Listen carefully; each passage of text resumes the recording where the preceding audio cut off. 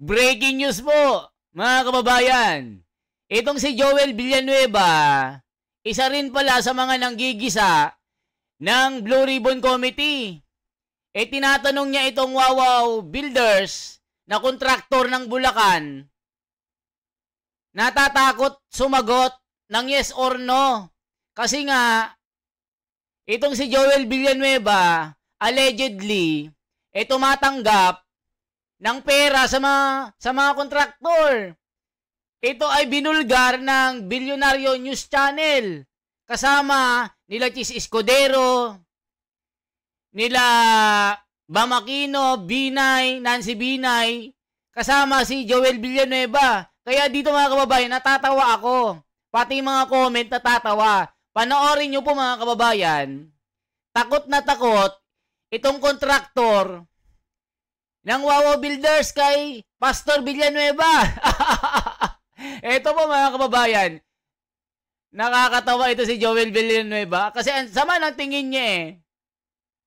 St. Timothy, meron kayong ghost project sa Bulacan? Mr. Chair, wala po. Categorically. Tapos yung Wawaw? Good morning po. Yeah, can you answer yes or no? Ghost project? Can you turn on the microphone, please? Mapapakape ako dito kay Joel Villanueva. It's a yes or no question, sir. Wow, you're You don't even know? You're looking for your lawyers? Wow. I invoke my right to self-incrimination in your honor. Okay. Ano? Can you repeat your answer? Wow. Can you repeat your answer, Mr. Arevalo? I invoke my right for self-incrimination in your honor. My God, the question of the majority floor leader is very simple. It's very simple.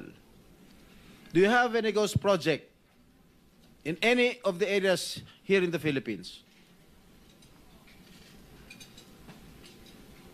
Answer.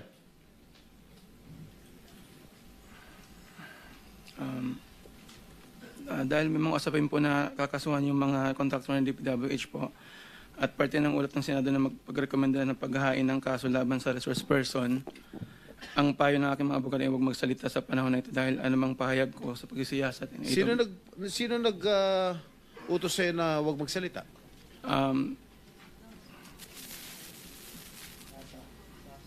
Sino? Ito na. May binabasa ka ba? Ginawa ko po, Your Honor. Ano binabasa mo? Pasensya po kasi kinakabahan po kasi po. It is Dito mga kababayan, natatakot po siya kasi nga ang sama ng tingin ni Joel Villanueva. Ito po yung mga comment mga kababayan, no. Tawang-tawa yung mga comment. Tignan nyo po mga kababayan. Yung nagtatanong, sangkot din ginagago nyo lang mga Pilipino. Si Joel Villanueva kasi mga kababayan, ito po yung allegedly na talagang may listahan po, nakasulat yung pangalan na tumanggap po ng pera sa mga kontraktor. Ibinulgar din yan ni District Engineer OIC Henry Alcantara na itong si Joel Villanueva nangungulit kung magkanong budget ng mga project. Dito, yung mga comment mga kababayan, yung sinasabi nung kontraktor ng Wawaw Builders, sabi niya po mga kababayan, I invoke my right to self-incrimination. Kasi nga, bawat salita daw na kanyang babanggitin ay gagawing laban sa kanya. Kaya itong si Joel Villanueva, binabas ng mga tao. Akala mo sa mga senador, kung makaasta, walang alam sa mga iniimbestigahan nila. Ayan no, hirap na hirap po sila sumagot kasi kung kasabwat nila, kaharap nila, ini-interrogate nila. Tignan nyo po mga kababayan, what if contractors are just the small fish? Tirahin ang mga kasabwat sa Senado at government. Tirahin ang mga big fish. Pag sa Senado, iimbestigahan, wala naman silang napapakulong na imbestigahan nila, napunta lang sa wala. Kaya hindi makasagot nang magtanong si Joel Villanueva. Siyempre takot siya dahil sangkot din si Joel Villanueva. Sa totoo lang, dapat wala dyan si Joel sa hearing. Sangkot kasi siya.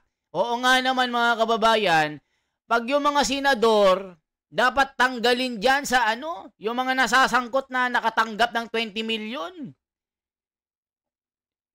Kaya takot na takot itong Wawaw Builders na ito mga kababayan, napapakapituli ako. Binabas si pastor Grabe magpalusot si pastor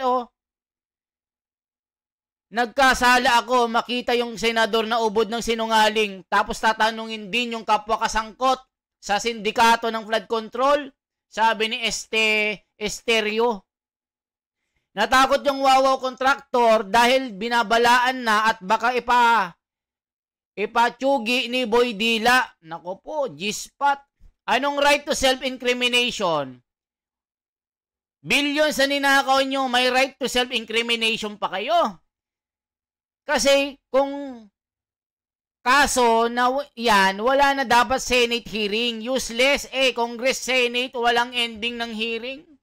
Mga kababayan, tignan nyo po. Diba? Ito po, tignan nyo po Litin natin St. Timothy, meron kayong ghost project sa Bulacan? Mr. Chair, wala po. Categorically. Tapos yung Wawaw? Good morning po. Yeah. Can you answer yes or no? Ghost project? Can you turn on the microphone, please?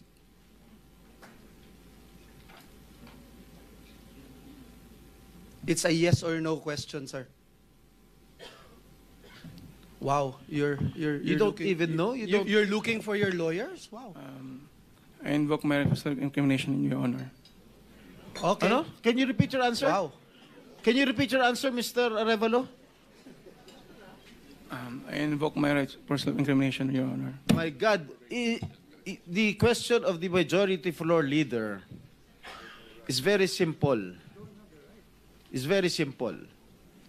Do you have any ghost project in any of the areas here in the Philippines? Answer.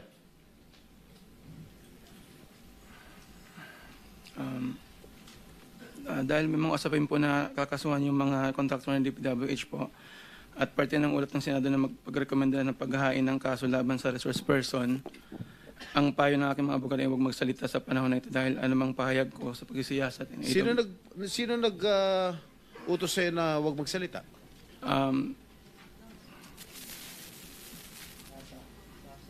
Sino? May binabasa ka ba? Ginawa ko po, Your Honor. Ano binabasa mo?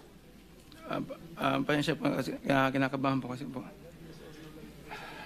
It is only answerable by yes or no, Mr. Arevalo. Is there any ghost projects of Wawaw Builders? This is what I discovered, and the former secretary confirmed during the first hearing that there indeed are ghost projects. Bine-verify pa po namin, Your Honor, ano kung meron po talaga. Ano ka ba sa Wawaw? Are you the owner? Yes po, Your Honor. And you should know. Majority Leader, it's your time, Yes, Mr. Chairman. I'm just disappointed, Mr. Chairman, kasi pambira ka. Sasagot ka ng ganyan. Ghost project. Parang tinatanong ka kung tao ka, hindi mo alam kung tao ka. Yan mga kababayan, sinabi ni Joel Villanueva, galit na galit. Kasi nga Joel Villanueva, isa ka rin kasi sa mga nasasangkot sa korupsyon. Paano magsasalita yan? Bulacan ang pinag-uusapan. Paano kung pangalan mo ang binanggit niya? Tignan nyo po mga kababayan, ito po. Majority Leader, it's your time, Yes, Mr. Chairman. I'm just disappointed, Mr. Chairman, kasi pambira ka. Sasagot ka ng ganyan. Ghost project. Parang tinatanong ka kung tao ka, hindi mo alam kung tao ka. Mga kababayan, kita nyo po yung mga comment. Tignan nyo po yung mga komento Ito nakakatawa. Kasi Joel Villanueva, wag ka na kasing sumali dyan. Kaya hindi makasagot yung Wawaw Builders. kasi nandiyan ka. Kita nyo yung mga comment? Oh, tignan nyo po mga kababayan. Puro Senate hearing, wala naman nare-resolve. Parang hindi yan ang tunay na may-ari ng Wawaw. Nako, baka ano lang ito mga kababayan. Baka ito lang yung sabit-sabit. Ikulong nyo yan. Sa Senate, niloloko na tayo na wala pang respeto. Sabi ni June 16:62. Everyone is getting paid from lawyers, judge and politicians. Hindi naaangat ang Pilipinas dahil corruption is already eroded in politics. Go, go, go, Sen Marcoleta. Ikaw lang ang pag-asa namin. Dapat tanggalin mo na si Joel Villanueva dyan. Kaya hindi makasagot yung Wawaw Builder sa kontraktor. Kasi nga, baka mabanggit ang pangalan ni Pastor. Ala ka. Pinagtatawanan na lang kayo ng mga kontraktor. Sabi ni Johnson, dagasgas na linya pag huling-huli na sa akto. Sabi ni September, tawang-tawa, former criminal talking to potential criminal. The clowns of the Senate, as if Jinggoy not acquitted of plunder and convicted of bribery, they are all the same. Nako po, sabi ni October. Ayan delaying tactics style, halatang may tinatago. Nako po, kaya pala dami kawatan dahil walang nakakatulong dyan. Madali lang palang magnakaw sa kaban ng bayan, pero yung magnakaw, gatas worth 200 pesos, makukulong ka na. Kung ako sa kanila, ginigisa naman din nila si Ed, banggitin na nila lahat. Wawaw, guilty na, guilty. Ayaw na sumagot kasi guilty siguro kasi nakatingin si Joel Villanueva. Walang credibility itong mga senador mag-imbestiga dahil nasangkot din daw mga to. Sabi ni Eric, Ghost Project bumulong sa multo. Ayan paiyak na siya kasi nakikita si Joel Villanueva. Dapat bigyan ng proteksyon ng mga kontraktor na yan. Kawawa naman sila, sabi ni ni Junjun. Kadiri, Joel Villanueva, Jingo Estrada, Bongo. Kunwari mga gumagalaw. Tagbuaya. Sabi ni ni Erica. Stop the useless hearing. Tama na. Sana kayo ng bagong COVID. I-contempt ninyo. Sensation Estrada. Isama si Joel Villanueva. Kaya hindi makasagot yung Wawaw Builders Contractor. Ang sama ng tingin ni Joel Villanueva. Guilty kawatan pa lang. Silence means yes. Nako, kapag pobre kulong, kahit konting pagkakamali, pero kapag mayaman, daming cheche, buretche, tapos labas kulungan, sana kunin kayo na lahat ni Lord. Invoking rights against self-incrimination is in self-admission of guilt or wrongdoing, sabi ni Ben-Hur Abalos. Feeling siguro nito nasa set siya ng Godfather Part 2. I plead the fifth, Your Honor. The worst part is that the questioner were no saints themselves, just like in the movie. Ayan mga kababayan. Yan po ang sinasabi ng mga tao. So tinatawanan po itong si Joel Villanueva na galit dun sa Wawaw Builders. Kasi naman Joel Villanueva, bakit sangkot ka at nadadamay ka sa korupsyon na ito? Binanggit ka din ng isang engineer na OIC ng Bulacan.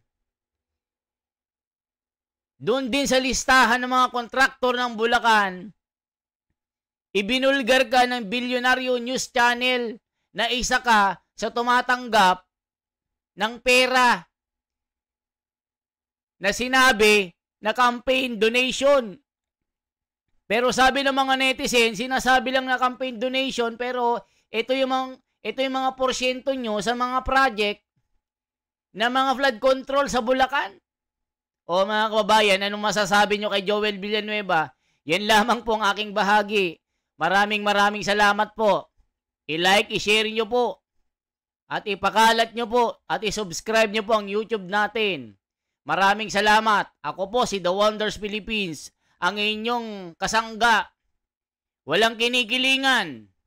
Kung anong layunin ni Senador Marcoleta ay yun din ang layunin natin para matulungan sila sa pagpapakalat ng mga nangyayaring ganito. Tulungan natin si Senador Marcoleta kasi siya lang pong ating pag-asa. Mabuhay po.